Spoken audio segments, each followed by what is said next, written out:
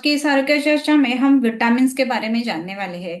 Vitamins क्या होते हैं, कौन से रहते हैं, उसके फायदे कौन से होते हैं, ये सब के बारे में आज की ये जानकारी। विटामिन्स के बारे में जब भी हम देखते हैं तो उसमें अलग अलग किस्म के विटामिन्स रहते हैं कि जैसे हमने अलग अलग नाम सुना रहता है। ये जो विटामिन्स रहते हैं उसके बारे में जानने के लिए ये जो वीडियो हम बना रहे हैं वो एजुकेशनल पर्पस के लिए है। एक बार डिस्क्लेमर भी देख लीजिए। ये जो विटामिन्स रहते हैं वो इसेंशियल ऑर्गेनिक कंपाउंड्स इसको बोला जाता है, जब ओवरऑल हेल्थ मेंटेनेंस के लिए काफी इंपॉर्टेंट रहता है। इसमें दो टाइप के विटामिन्स जनरली रहते हैं, दो दो कैटेगरीज हम बोल सकते हैं। जो है वो वाटर सोल्यूबल रहते हैं, कि जो फ्रीली सोल्यूबल इन वाटर ऐसे रहते हैं, एंड दूसरे जो रहते हैं वो फैट सोल्यूबल विटामिन रहते हैं। ये जो रहते हैं वो बॉडी में स्टोर किए जाते हैं एंड इजीली शरीर से पास आउट जल्दी नहीं होते हैं। Fat soluble vitamins can reach toxic levels, whereas water soluble vitamins generally never reach toxic levels। ये इसमें एक इम्पॉर्टेंट बात ध्यान में रखनी चाहिए। ये विटामिन्स के बारे में जब भी हम बात करते हैं तो इसमें आपने नाम सुना रहेगा कि vitamin A, vitamin D, vitamin B12, ऐसे बहुत सारे अलग अलग हम विटामिन्स के नाम सुनते हैं। ये स्पेसिफिक जो जो विटामिन रहते हैं उसके काम शरीर में भी अलग अलग रहते हैं, और इसका आयुर्वेदिक एस्पेक्ट क्या है वो भी आज हम इसमें देखने वाले हैं। इसमें अगर हम देखेंगे जो विटामिन अलग अलग है, उसमें जो पहला है वो जनरली B12 या फिर बी कॉम्प्लेक्स जिसको कहा जाता है। इसमें B1, B2, B3 इस तरीके से अलग अलग विटामिन रहता है। B1 है थायमाइन, की जिसका ये शरीर में metabolism, energy and nerve function के लिए बहुत काम करता है। ये कौन कौन से फूड में पाया जाता है वो आगे हम देखने वाले हैं। B2 जो विटामिन है वो एनर्जी मेटाबॉलिज्म के लिए इंपॉर्टेंट है, and vision and skin health के लिए भी ये इंपॉर्टेंट रहता है। उसके बारे में भी उसके सोर्सेस क्या क्या है वो हम देखने वाले हैं। विटामिन B3 जो है, जिसको नियासिन बोला जाता है, ये जो है शरीर की एनर्जी मेटाबॉलिज्म के लिए कारणीभूत रहता है, नर्वस सिस्टम का काम अच्छे होने के लिए, और डाइजेस्टिव सिस्टम और स्किन हेल्थ इसके ऊपर इसका काम रहता है। पैंटोथेनिक एसिड जो रहता है, ये एंजाइम जो है वो एनर्जी मेटाबॉलिज्म के लिए नीडेड रहता है। और बायोटीन जो है इसके बारे में हमने बात किया है, जो जनरली एनर्जी मेटाबॉलिज्म के लिए काम करता है, और नेल्स का जो हेल्थ है उसके लिए भी ये बायोटीन बहुत अच्छे तरीके से काम करता है। विटामिन B6 जो है प्रोटीन मेटाबॉलिज्म के लिए है। ये आरबीसी जो है उसके लिए भी इम्पोर्टेंट रहता है। फोलिक एसिड जो है वो डीएनए सिंथेसिस में मदद करता है, स्पेशली रेड ब्लड सेल्स बनाने में मदद करता है। और ये जनरली देखा जाता है कि जब भी कोई भी पेशेंट जो है, कपल जो है वो कंसीव करने के लिए ट्राई करता है तो उसको फोलिक एसिड दिया जाता है। एंड कोबालमाइन जो है B12 है, वो जनरली जो नीडेड है न्यू सेल जनरेशन के लिए इंपॉर्टेंट रहता है। नर्वस फंक्शन के लिए B12 काफी कारगर रहता है। ये B1, B2, B3, B6, B12 ये सब जो है ये पूरा मिलके विटामिन बी कॉम्प्लेक्स ऐसा भी इसको कहा जाता है। विटामिन जो है वो हमारे शरीर के लिए इंपॉर्टेंट है। उसके रिसोर्सेस कहाँ कहाँ से हमें उसके न्यूट्रिशन किधर से उसका मिलता है वो भी हम आगे देखने वाले हैं। इसके हुए फंक्शंस।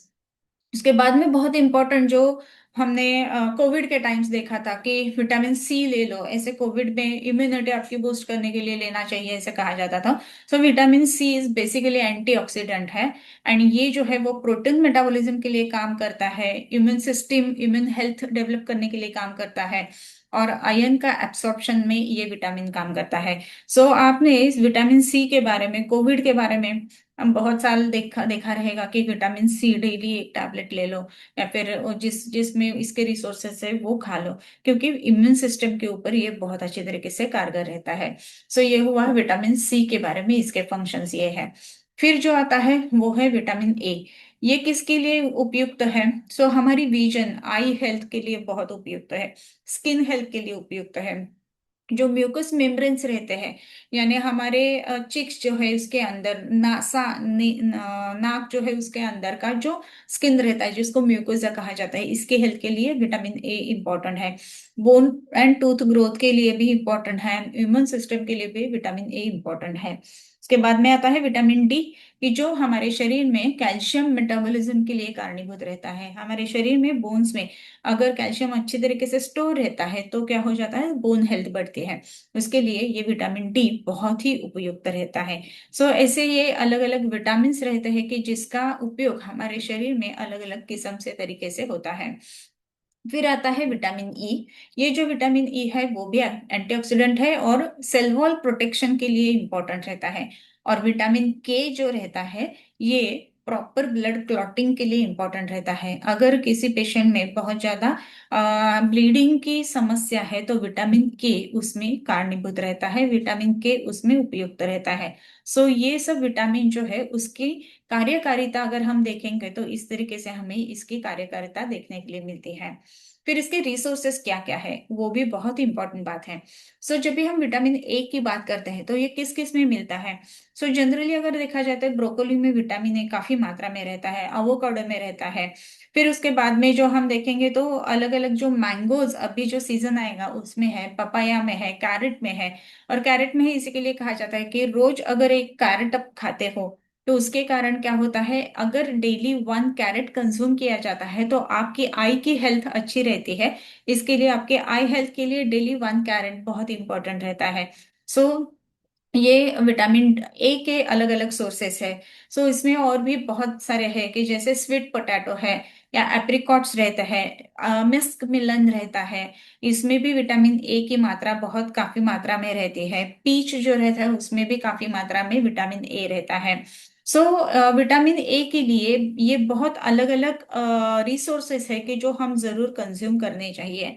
फिर आता है vitamin D. Vitamin A, D, E and के, ये जो है ये एक पार्ट में आता है और बी कॉम्प्लेक्स जो है वो दूसरे पार्ट में आते हैं। विटामिन डी जो है वो किस में हमें मिलता है, तो सनलाइट ये बेस्ट रिसोर्स रहता है विटामिन डी का। सनलाइट अगर आप डेली 15 मिनट्स मिनिमम ऑयल शरीर को अप्लाई करके फिर लेते हो तो शरीर में विटामिन डी का सिंथेसिस बहुत ही अच्छे तरीके से बनता है। और इसी के लिए विटामिन डी ये बेस्ट सोर्स है विटामिन डी के लिए। Sunlight, sunlight daily expose sunlight को खुद को करना ये बात इंपॉर्टेंट है। फिर उसके बाद में मिल्क में विटामिन डी मिलता है, एग्स में मिलता है, मशरूम्स में मिलता है। और भी है कि जो हम चीज देखते हैं उसमें भी विटामिन रहता है क्योंकि वे मिल्क का ही प्रोडक्ट है। इसके लिए सीरियल्स जो अलग अलग है उसमें भी हमें ये विटामिन डी मिलता है। ये विटामिन डी के सोर्सेस है, लेकिन विटामिन डी का सबसे इंपॉर्टेंट सोर्स जो है वो है सनलाइट। सनलाइट एक्सपोजर ये बहुत इंपॉर्टेंट बात है कि जो हमें मिस नहीं करनी चाहिए। उसके बाद में जो विटामिन आता है उसके भी सोर्सेस कौन कौन से होते हैं वो भी हम देखने वाले हैं। इसमें है विटामिन ई, कि जो हमने देखा कि हमारा जो वाइटालिटी या फिर एनर्जी इसके लिए बहुत कारणीभूत रहता है। ये ई विटामिन किस में मिलता है, स्किन का हेल्थ भी ई विटामिन से रहता है। आलमंड्स में ई विटामिन है, एवोकाडो में ई विटामिन है, रेड बेल पेपर है उसमें बहुत काफी मात्रा में रहती है, सनफ्लावर के सीड्स है उसमें है, हेजलनट्स में विटामिन बहुत मात्रा में रहता है, इवन पीनट्स में भी बहुत अच्छी तरीके से रहता है। और भी है कि पाइन के नट्स रहते हैं उसमें भी है, स्पिनाच में है, पंपकिन में है, या फिर वर्जिन ऑलिव ऑयल जो रहता है उसमें विटामिन ई रहता है। ये विटामिन के किस में रहता है वो भी हम देखने वाले हैं। विटामिन के जो है ये ब्लड के क्लॉटिंग के लिए इंपॉर्टेंट रहता है। किसी किसी को अगर ब्लड क्लॉटिंग के प्रॉब्लम्स है तो उसमें विटामिन के जरूर के लिए इन रिसोर्स का जरूर इस्तेमाल करना चाहिए। जैसे कि हम जानते हैं कि आयुर्वेद में शतावरी नाम का एक वनस्पति है जिसको एस्पैरागस बोला जाता है। ये जो शतावरी है ये वृक्ष भी कही गई है और ये रसायन कर्म करती है। ये जो शतावरी है इस इसमें विटामिन के बहुत मात्रा में रहता है। शतावरी जो है वो आप विटामिन के लिए भी जरूर यूज कर सकते हैं। और भी उसके रिसोर्सेस अलग अलग रहते हैं, जैसे कि पार्सली है, ब्रोकोली है, कैबेज में बहुत सारी मात्रा में विटामिन के रहता है, कीवी में बहुत सारी मात्रा में रहता है, ओकरा जिसको बोला जाता है भिंडी उसमें बहुत मात्रा में रहता है। फिर उसके बाद में जो है वो स्प्राउट्स में भी इसमें रहता है, जिसके ये रहता है। फिर जो केट रहता है उसमें भी रहता है। ये बहुत सारे अलग अलग विटामिन के के रिसोर्सेस रहते हैं। सो विटामिन ए हुआ, डी हुआ, ई हुआ और के हुआ। अभी इसके बाद में हम आगे के विटामिन देखते हैं कि इसके रिसोर्सेस कौन कौन से रहते हैं। ये विटामिन के लिए हमें जरूर इन बातों का कंजम्पशन जरूर करना चाहिए। अभी चालू हो गए विटामिन बी। इसमें बी 1 जो है, उसमें अगर हम देखेंगे तो हैजलनट है, उसमें हैजलनट के स्प्राउट्स है उसमें रहता है, सनफ्लावर सीड्स में रहता है। इसी के लिए आजकल जनरली आप देखेंगे तो आफ्टर मील्स विटामिन जो रहते हैं उसके बाद में जो हम लेने के लिए बोलते हैं वो है सनफ्लावर सैफलॉर सीड्स वगैरह लेने के लिए बोला जाता है। ये इंपॉर्टेंट है। ग्रीन पीज में विटामिन बी 1 रहता है, एस्पेरेगस में विटामिन बी 1 रहता है, फ्लैक्सीड्स में भी बहुत मात्रा में बी 1 विटामिन रहता है। सो ओट मिल में रहता है और मिल्क में रहता है, टोफू में रहता है विटामिन बी 1। ये टोफू मिल्क और ये जो है ये बहुत अच्छे अच्छे रिसोर्सेस है विटामिन बी 1 के। विटामिन बी 2 जिसको राइबोफ्लाविन बोला जाता है, इसके रिसोर्सेस कौन कौन से रहते हैं, ये अगर हम देखेंगे तो उसमें भी एस्पेरगस आता है, स्पिनाच आता है, या फिर जो एग रहता है उसका जो व्हाइट रहता है उसमें रहता है। इससे बहुत सारे अलग अलग विटामिन बी 2 के भी रिसोर्सेस रहते हैं। इसके बाद में अगर हम देखेंगे तो ये रिसोर्सेस कौन कौन से हैं। इसमें विटामिन बी 3 है कि बी 3 के रिसोर्सेस अगर देखेंगे तो मशरूम में विटामिन बी 3 काफी मात्रा में रहती है। उसके बाद में आलमंड्स में रहती है, सनफ्लावर सीड्स में रहती है, ब्राउन राइस में काफी मात्रा में विटामिन बी 3 रहता है। इन सब का समावेश जो है वो हमारे खाने में जरूर होना चाहिए।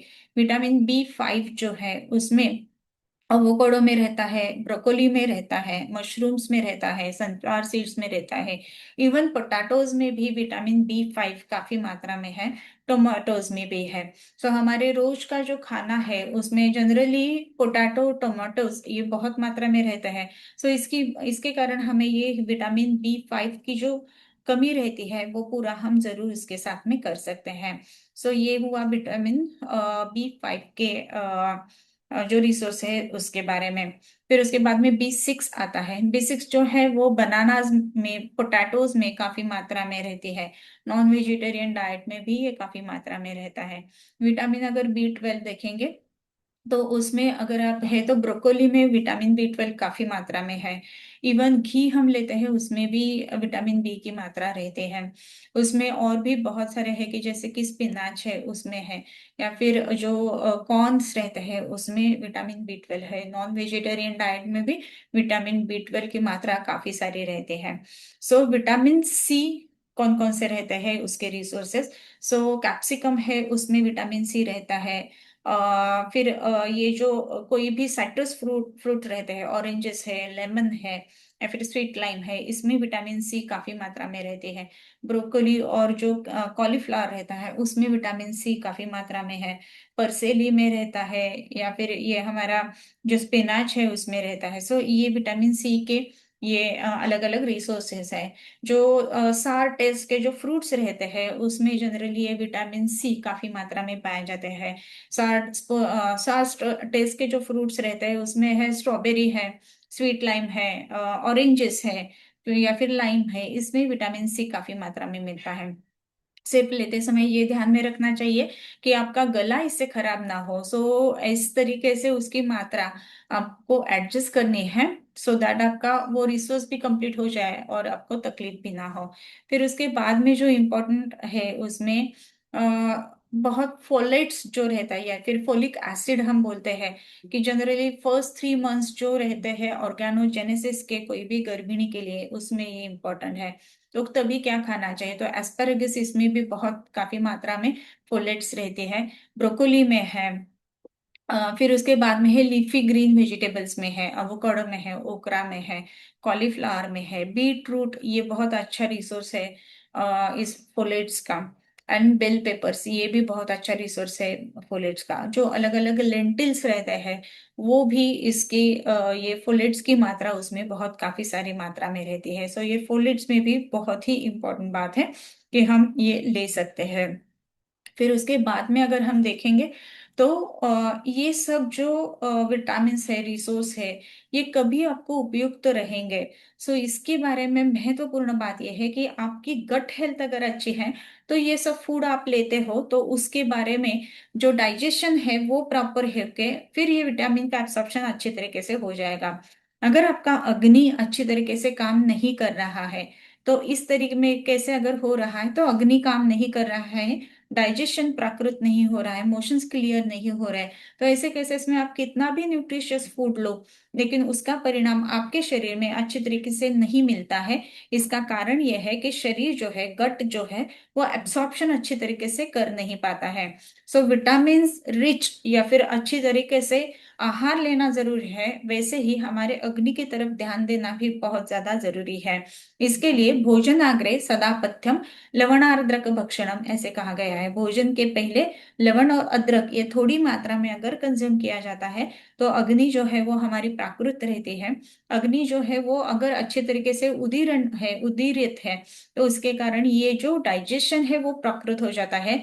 और डाइजेशन अच्छा है तो उसके कारण क्या होता है, जो गट के कारण जो एब्सॉर्प्शन होता है ये फूड के रिसोर्सेज का वो अच्छे तरीके से हो जाएगा। अगर आपको अच्छा फूड खाने के बावजूद भी विटामिन की डेफिशिएंसी हो रही है तो गट की तरफ ध्यान देना बहुत ज्यादा जरूरी है। गट हेल्थ एटमोस्ट इम्पॉर्टेंट है और इसी के लिए आयुर्वेद में कहा गया है कि जो अग्नि है वो शांतिग्नो म्रियते चिरम जीवति अनामयः। अगर अग्नि अच्छा है, अच्छी तरीके से काम कर रहा है तो चिरम जीवति, इसका मतलब ऐसा है कि आप चिरकाल अच्छी तरीके से जी सकते हो। और यही कारण है कि आपको आपके गट हेल्थ के ऊपर भी ध्यान देना है जब भी आप सब अच्छी तरीके से जो विटामिन रिच खाना खा रहे हो। और भी एक बात है, आयुर्वेद में विटामिन का उल्लेख है क्या, ऐसे भी पूछा जाता है। विटामिन ये शब्द से तो नहीं है लेकिन आयुर्वेद में द्रव्य गुण शास्त्र ऐसे कहा गया है जिसका रसवीर्य और विपाक इस तरीके से ये नेम से उसको कहा गया है कि उसके रिसोर्सेस और उसके फायदे क्या क्या हो सकते हैं, किस ऑर्गन के ऊपर उसका गामित्व है, इन सब का वर्णन अन्न स्वरूप अध्याय में किया गया है। और इसी के लिए ऐसा कहा जाता है, नित्यम षड्रसात्मकम भोजनम कुर्यात। षड्रसात्मक भोजन नित्य करना चाहिए जिससे कि आपको ये सब न्यूट्रिशियस जो फूड है वो आपको मिले। विटामिन इंपॉर्टेंट है ही लेकिन उसी के साथ में आपको ये ध्यान में रखना है कि आपकी गट हेल्थ अच्छी हो और आप षड्रसात्मक आहार ले रहे हो।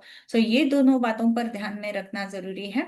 आज के इस वीडियो में हमने उसके रिसोर्सेज देखे कि कौन कौन सा फूड आपके लिए न्यूट्रिशियस है, बेनिफिशियल है। ये गाइडलाइन यूज करके आपकी गट हेल्थ प्राकृत है ना ये देख के आप जरूर इनका सेवन कर सकते हो। आज के लिए इधर ही रुकते हैं तब तक। इस आरोग्य चर्चा में भाग लेने के लिए धन्यवाद। नमस्ते।